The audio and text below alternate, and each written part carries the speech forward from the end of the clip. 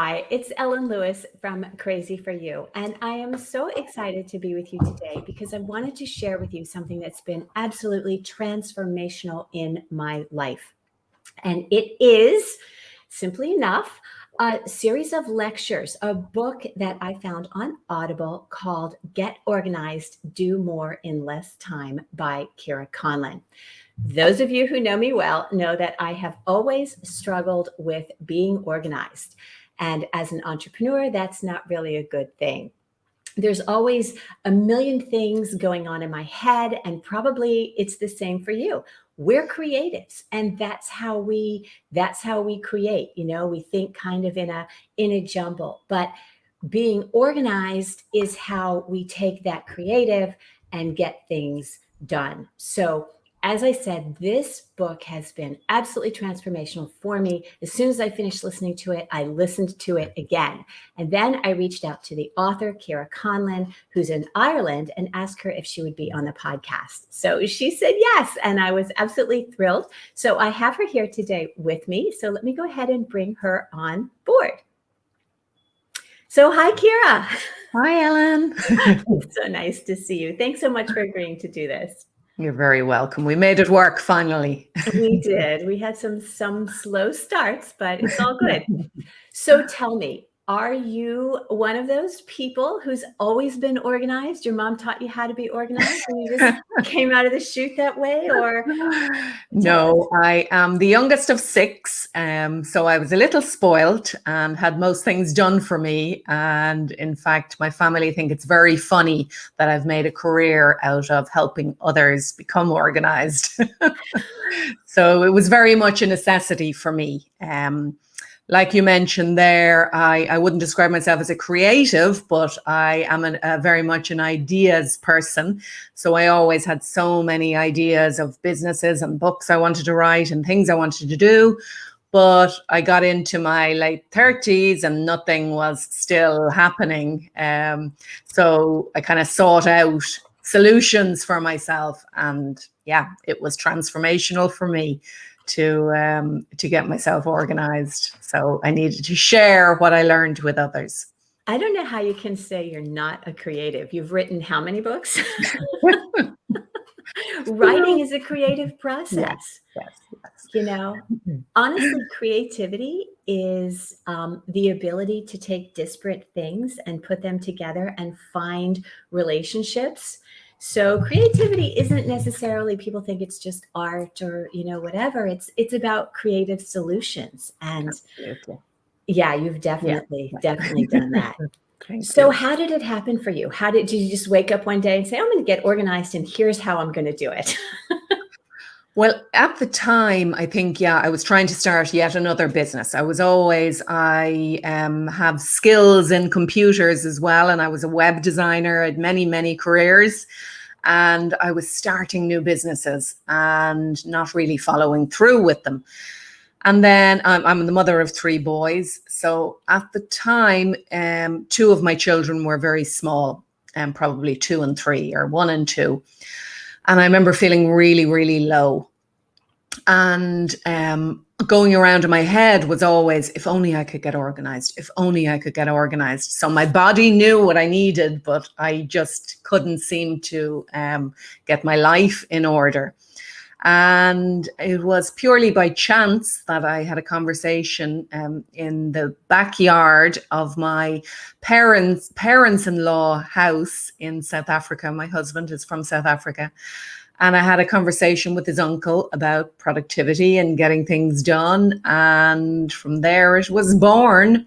And I started to research and do a lot of work to figure things out. And just little by little, I became addicted in a good way, in a very good way. Isn't that funny? There always seems to be kind of a spark or maybe a low point. I know for me with my business, I have a brick and mortar yarn store and I have an e-commerce site and I have a membership site where I have digital courses and a community. And I just kind of been keeping all of these balls in the air. And I have a family and a home and 4 kids. And I mean, they're all grown, but yeah, 2 dogs. It's like, and I just realized that I was about to lose it, you know? And so it happened that your work came along at just the right time. And I had previously asked my husband, who's a pretty organized person, how do I get organized? And he started showing me all of these tools that how he uses Outlook and how he uses his notebook and all of this stuff. And it was like somebody asking about the concept of time. They wanted to understand time. And somebody says, well, this is how a watch works, which is not the way. So your piece really struck a chord with me because it starts with goal setting, right? Yes. So can you talk a little bit about that? Yeah, I think a lot of the time we are overwhelmed and disorganized, but because we don't have a clear picture of where we're going. And I think even in the realm of, as you say, creativity, I had 10 books I wanted to write without making a decision. So this is where it starts. It's first of all visualizing all the possibilities of what you could create or make or do, and then making a decision. So it's about focus and really choosing what is the most important thing for you to focus on this year or this quarter or this month, and following through, getting those systems in place so that it allows you to stick to the commitments that you made. But goal setting, yeah, it's about, first of all, envisioning the possibilities for the future, but then we need to take the steps and keep breaking that down into something that is real and tangible, and something that we can do every day. There was a wonderful story that you told in lecture one about Warren Buffett's pilot. Can you share that with us? I hope I can remember it. Yes, yeah. So the story, and it's probably paraphrased, it may not have been told exactly the same way, is that Warren Buffett asked his pilot to write down 25 goals that he wanted to achieve. And then he told them to circle the top 5. And then what he asked the pilot, what was he going to do next? And the pilot said, well, I'm going to focus on these 5 and every now and then check in on the other 20. And Buffett said, no, no, no, no, you've got it all wrong. He said, you focus on those 5 and you completely eliminate the other 20. And that's the lesson in terms of really honing our focus, making the decision on what we really want, and then saying no to all the other distractions and all the other nice things or the things we could be doing. And it doesn't mean forever. It just means until we complete.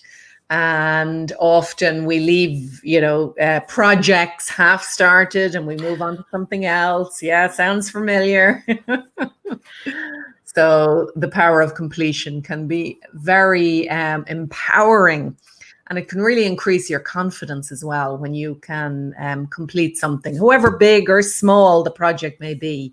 But it's that completion that really encourages us then to keep going and set another goal. And that's It's so true. I think, as knitters, we talk about like having a big project, like a big sweater or something. And then, that just seems like such a slog. If you do a real quick hat, you can finish that in a weekend. And you get that little hit of adrenaline of that task completed. yes. Right. But there is a danger in you talk about this in your book, and I think this is fascinating, about having all of your tasks in a to-do list and just sort of cherry picking the ones that are quick and easy, and you never do those big ones, Yeah. and having to focus on that one and setting that as a goal. And I think you're talking about writing it down. Yes, yes. So it really helps when you write your goals down, because there's an element of commitment that comes in once you've written it down. Also, verbalizing it to others can help as well. Um, but yeah, I mean, what I find really helps is that it's taking all of these ideas and making a decision even over the year. So the approach that I take now is the 90-day plan approach. So it's also making a decision what I'm not doing. Really important. So from January to March, I have my plan, and I have all these other goals I want to achieve, but I know it's okay because I have that scheduled for June or for September. So it's not as if I start to panic sometimes and think, oh, well, I've forgotten about that one. No, it's there, it's planned. It's just not happening right now. That can help us to stay on track and stay focused. And really, my approach, as you'll know, Ellen, is that we start at that big element of vision, goals, breaking it down into the year, then breaking it down into our quarters, but right down to the point of habit. So, as you say, if you want to knit a sweater, you have to create the habit of knitting in order to be able to do that. So that's what we can do with every goal. Every goal has some sort of habit associated with it. And when we can commit to that daily, we have no choice but to achieve all of these goals. The same with writing. It's a daily practice rather than a big goal. Right. Yes. And saying I'm going to write for, half an hour every day, or I'm going to knit every morning. And so you sit down with your coffee, and instead of scrolling through your phone at, whatever with your coffee, you're knitting or whatever it is that you're doing. And I think too, one of the things that was really powerful for me, because I do have all of this stuff swirling around in my head, and it causes me so much stress because I'm afraid I'm going to forget or whatever. You talk about this mind dump. Yes. Can you talk about that a little bit? So it is that like our brains are not for storing information so much as being creative and problem solving and even being strategic about our thinking. But we store all this stuff in our brains, and that can create overwhelm. It can create stress, anxiety. So it's about getting all of that clutter out of your head onto a page so that we can then start to organize what's there and make decisions on what we want to do with it. So it is a very simple process of taking pen and paper, taking some time, and just writing down everything that you need to do, have to do, want to do. It includes work and personal. So often we try to keep the two separate, but they're not separate up in your head. They're all intermixed. So that's why it's good to just let it all come out of your head and dump it onto the page and organize and deal with it at a later stage. I think too, when you get that was a really powerful technique for me, and getting that stuff out there. And I love the way you approach what are you not going to do? What are you going to give up? I love to cook. Okay. So I love to knit. I love to cook. I love to eat. So I spent a lot of time, thinking about what I was going to make for dinner, and, going through recipes and shopping and planning. And it's like, you know what? That is not a priority. My husband would happily eat, hamburgers one night. It's not that he doesn't appreciate it. It's just that it's not an important thing for him. I've let that go, right? We're having spaghetti tonight. It's Tuesday. How about an omelet for dinner? Yeah. So I think that's really, really important, because when you've got all that stuff out of your head, you're like, okay, that is not a priority. That is not something that really forwards my goal. It doesn't meet any goals. So I love that. What are you not going to do? As knitters, there are projects that we have on needles that are stressing us because we haven't done them. And why haven't we done them? Because we don't like the yarn. We don't like that project. It doesn't fit us anymore. We don't know why we started it. We'll never wear it. Let it go. I think that's okay. Yes, That absolutely. it's not failure to let go of a goal you previously had. No, absolutely not. And this is it. Life is dynamic. We're always changing. Our opinions and our likes and dislikes change, and that's perfectly okay. And it is that, Ellen. It's about accepting sometimes, and I do have a sweater on needles that I think is is going to get taken off after this call because I don't really like the color of the yarn. There you go. Thank you. Isn't that empowering? Yes, exactly. Yeah, and start something new.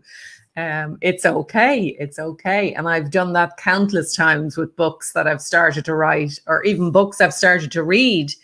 Do I want to waste my time reading something that isn't really stimulating me? So yeah, that's definitely a bonus, is to be able to say, okay, this isn't what I want anymore, and let me try something new. But what we also have to be careful of is that we're not using it as an excuse to not stay committed, to not follow through, because it can be easy to just say, oh no, I'll leave that and start something new. Sometimes just to complete, even if you don't particularly like it, can be really important for yourself if you're the type of person who has a tendency to never finish anything. Yes. If you want to try this out, try it with something small. This is what I say with a lot of my members of my community is, if you're going to commit to something, commit to 5 minutes of knitting. You don't have to commit to the completed project, but commit to that 5 minutes every day. And even after a week, you feel, okay, I've done what I've said I would do. So it's shifting the perspective away from the way we have a fixed idea of what success is, and shifting that to help us have more confidence in ourselves and feel a little bit more satisfied that we can follow through, however small. Yes. Yeah. And that is something to sort of be evaluated, I think, as we go and we look at goals that we had 5 years ago, and we're still hanging on to them. Our brain holds on to stuff that we haven't done. It just sort of churns in there. Yeah. So knowing when it's time to let something go and move on. And so for me, I think about it like sometimes we put stuff off, or we abandon a goal because it gets hard. And it's not that we've let that goal go. It's not that we don't want that sweater anymore, that we don't like that color or that yarn. It's that we've gotten to a point in the steps to reach that goal that are harder, that maybe we're not ready for. And it takes the time to kind of focus and learn and power through the tough spot, and scheduling time in our life to, okay, I'm at this place where I have to do this hard thing. I'm going to schedule some time to really focus on that and get through that. Or I'm going to reach out for help on that. I'm going to call Ellen because I don't know how to do these decreases or whatever, whatever it is that I'm at this place where it's tough and I still want this goal and I just need to work through it. Yeah. So it's about checking back in with yourself. Exactly. And it's okay to do that as often as you need to do it to really know that you're on the right goal, and that, you can feel some level of success eventually. So you also, and I loved when I was listening to your work, the way that so many of the things that you talk about and that we do kind of meld together. And you talk about organizing your mind, and you talk about doing that through mindfulness as a practice. Can you talk about that a little bit? Sure. So When I got introduced to productivity, as you mentioned with your husband, it was a lot about systems and technology and processes. And then gradually, and they help and they worked, and but then gradually I realized there's a lot more to this. There's a lot more that is going to enable me to feel good about myself and to reach the right goals. And then I started to become much more conscious of my mind and how it was my thoughts that were often sabotaging me and standing in the way, telling me that that I don't need to complete something, or that there's no real need for you to get up so early. All of the things that I had decided or aspired to. So becoming much more conscious of my mind and how it was working brought me to meditation and mindfulness, to start to become more conscious of what was there and to become more in control of what was going on, and to recognize when the thoughts were not helping me move forward. And this practice for me became something really helpful in quietening that chatter and helping me to be more present, because that's a lot of what it is. When, why do we like these creative endeavors like knitting and gardening and embroidery? It's because it just allows us this silence or this peaceful time.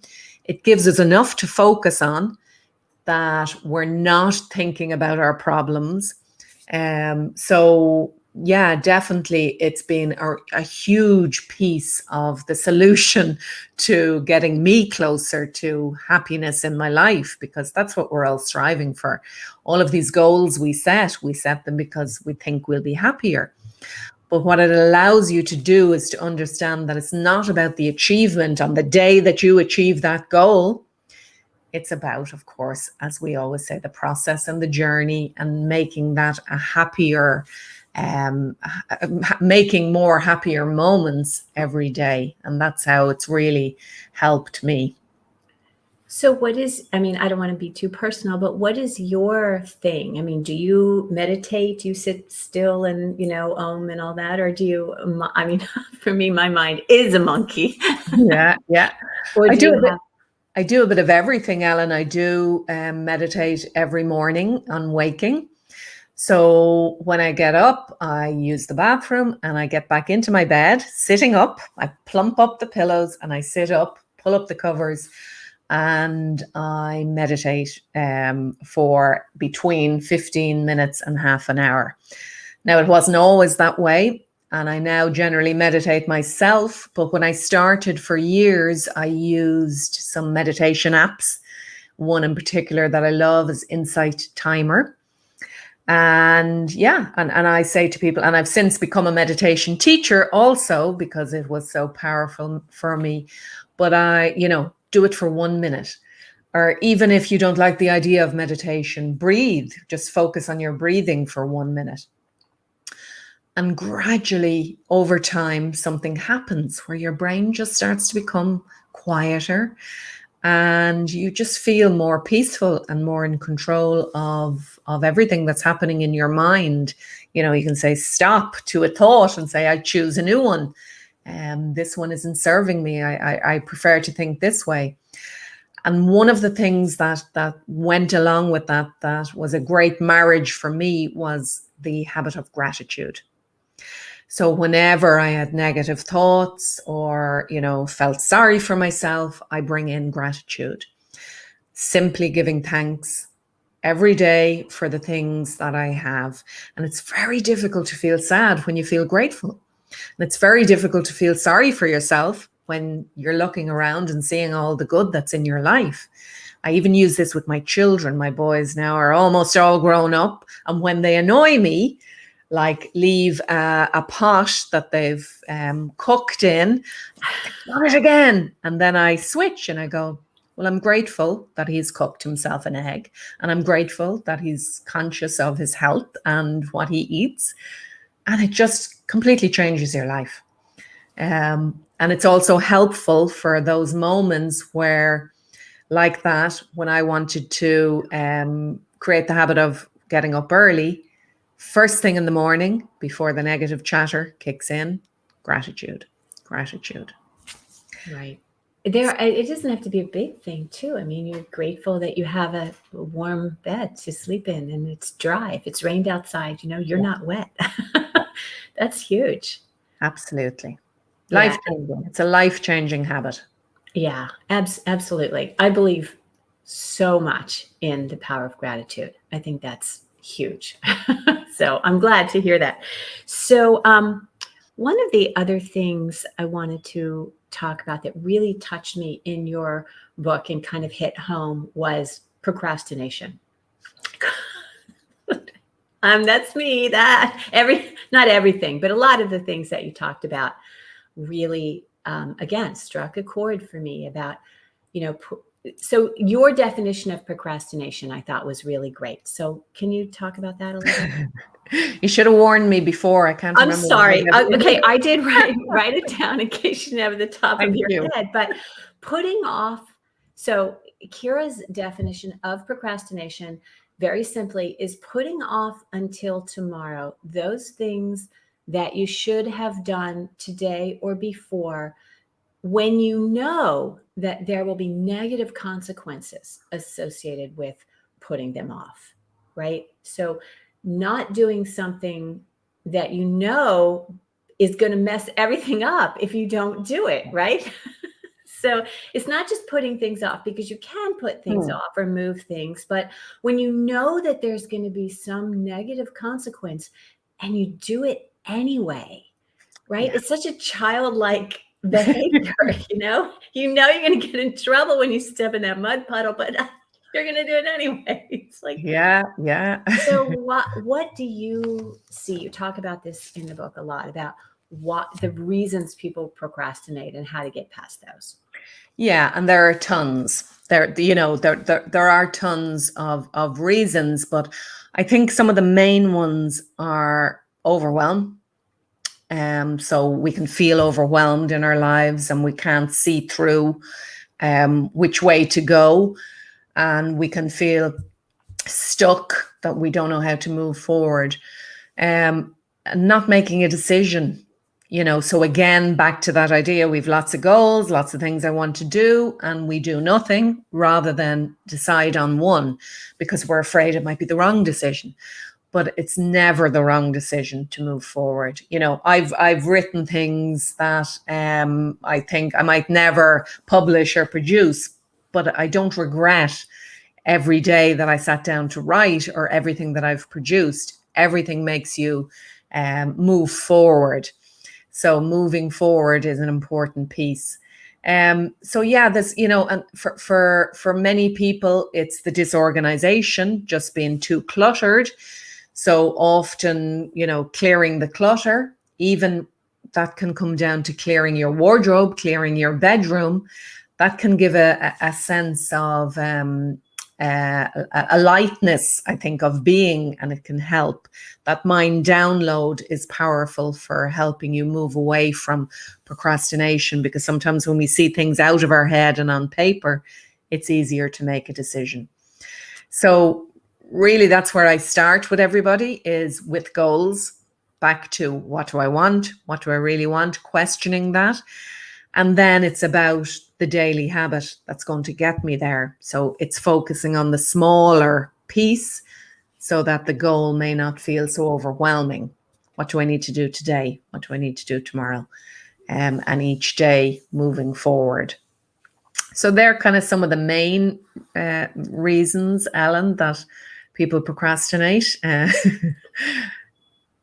think too, you've mentioned this several times, about the clutter that's in our mind, that when we put that down on paper, it's not cluttering our mind, our space being cluttered. I once heard somebody say, you can't organize clutter. That wasn't you, was it? That was somebody else, or maybe it was you. I don't know. You can't organize clutter. You just have to get rid of it. And I think you talked about in the book about organizing your space and getting rid of things. And, we don't get rid of things because we're afraid we're afraid we might need them, or we're afraid that our decision is wrong.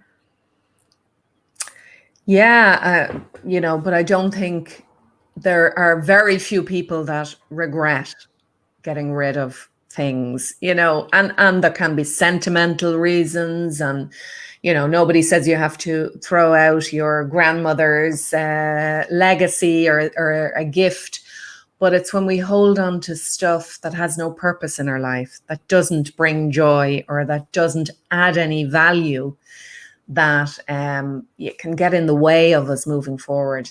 It can create another barrier to reaching our goals, to moving forward. And if you are the type of person that collects clutter, when you do part with all of this stuff, it can really be a massive catalyst to change and to positive things. So I always feel like it's sending away the old energy to allow what's meant for you, allow that space to materialize. And yeah. I love that. That's really powerful.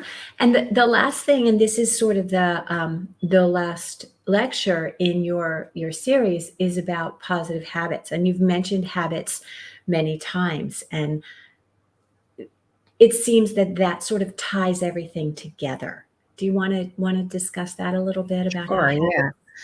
And I think, so for many years I was interested in productivity, and I wrote a couple of books, and gradually, I started to realize my habits aren't as good as they should be. When I realized, sometimes everything would work properly or in the right way, and other times life wouldn't be going so well.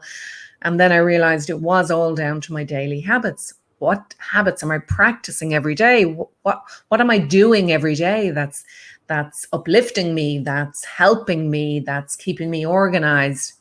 And what are the things that are negative and getting in the way of my progress? So really analyzing that down to the smallest pieces. And a long time ago, I realized, exercise, of course, is important. It gives us energy, endorphins, dopamine, all of these nice things. Meditation for me was a key habit, and rising early. So they were my core habits that somewhere deep inside knew I needed to master these. And I wouldn't always do them. I would go through spells of doing the things that I wanted to do, and then other times not being so great at it. And I did a lot of research, as I do, and started to write a book without even knowing the answers, because this is often how I learn. And through the process of writing it and rewriting, I really, my life again changed for the better. And I finally understood what helps us, what ensures that we stick with our habits. And it is back to what we've spoken about, our mind. And that was the title, where the title, it has two meanings: Rise Before Your Bull, my latest book. But the one that's relevant is that I wanted to create the habit of rising early. And every day I'd do it, and there would be this conversation, this negative conversation every morning telling me, you're too tired, you didn't get enough sleep, oh, don't be so hard on yourself, just go back to sleep for 10 minutes, and this conversation would happen every morning, and I would feel horrible because I wouldn't get up. And then I realized that, I had to take control of that. And back to what I said about the habit of gratitude helped me with that. And mindfulness, this meditation, controlling, understanding, seeing my thoughts and changing them. And having that empowering voice. No, you are doing this because this is what you want to do. It wasn't always easy. And I wasn't always successful, but gradually I started to change and take over. And that was one of the clinchers for me for habit, was that the mental piece, but also then I created a framework for the areas that I'd see people would fail in. And my framework is called the habit method, and there are 5 different parts that are important. So the first is desire. And obviously that might sound a bit obvious, but we really need to have the desire to do it. Where you see this going wrong is when people try to do too much. So there are a number of habits that they want to change, but and they want to do it sometimes for others or because they think they should. But you really have to want it and desire it for yourself before you put yourself through the heartache of trying to create something.